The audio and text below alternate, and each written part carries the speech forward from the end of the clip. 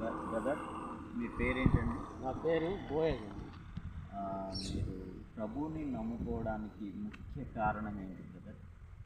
ప్రభువుని నమ్ముకోవడానికి ముఖ్య కారణం, నేను ఇదివరకు హిందూ భక్తి ఆచరించేవాడిని. మాలలు వేసుకుంటూ జీవించేవాడిని.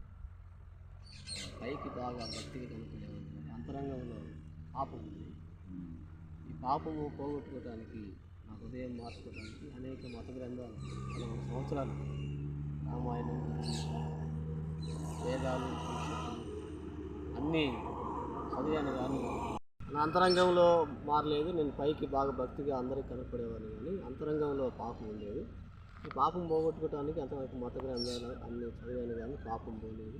అనేక సార్లు మాలలు వేసుకుని అనేక తీర్థయాత్రలు, అనేక గుళ్ళు తిరిగినప్పటికీ నా హృదయంలో ఉన్న, అంతరంగంలో ఉన్న పాపం మారలేదండి. అయితే నేను యేసు ప్రభు అంటే దేశించేవాడిని, యేసు ప్రభు నమ్ముకున్న వారిని కూడా అవమానించేవాడిని. అయితే ఒక దినాన ఒక సేవకుడు మా ఇంటికి వచ్చి, అన్న మీరు యేసు ప్రభు నమ్ముకోవాలి అన్నప్పుడు నేను ఆయన అవమానించాలనుకున్నాను.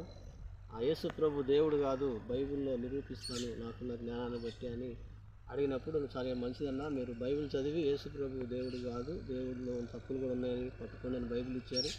ఆ బైబిల్ చదువుతుండగా బైబిల్లో ఉన్న ఒక మాట నన్ను పట్టుకుంది.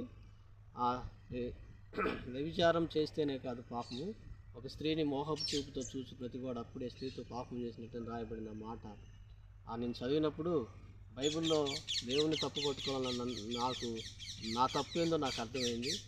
ఇంకా అనేక విధాలుగా లోతుగా బైబిల్ చదువుతున్నప్పుడు నిజదేవుడు యేసు ప్రభు అని నేను గ్రహించాను. అంతరంగంలో ఒప్పుకున్నాను, నా పాపములన్నింటినీ క్షమించమని ఒక రోజు పశ్చాత్తాపడ్డాను. ఆ రోజు నుంచి నేను ప్రభువుని నా సొంత రక్షకుని అంగీకరించి ప్రభు కొరకు జీవిస్తూ ఉన్నాను. ఓకే, చాలా మంచిది బ్రదర్. మీరు ఇప్పుడు ఏం చేస్తున్నారండి మరి?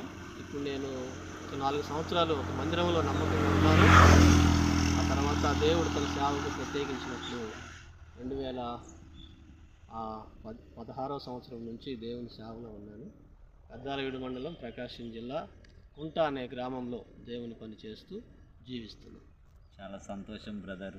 మీరు ప్రభువుని తప్పు పట్టాలని బైబిల్ని చదివి మీ తప్పేంటో మీరెరిగి ఆ ప్రభు ఇచ్చు రక్షణకు పాత్రులై, అంత మాత్రమే కాదు, ఆయన మోపిన కాడిని మోస్తూ ఆయన సిలువ వేయబడిన క్రీస్తును గూర్చిన వార్త మీ ప్రాంతాల్లో ప్రకటిస్తూ కొందరిని రక్షిస్తున్నందుకు నిజంగా మిమ్మల్ని బట్టి సంతోషిస్తూ దేవునికి మహిమను ఆరోపించాల్సిందిగా, ఆయనకే మహిమ, ఘనత, ప్రభావములు చెల్లిస్తూ చాలా సంతోషం బ్రదర్.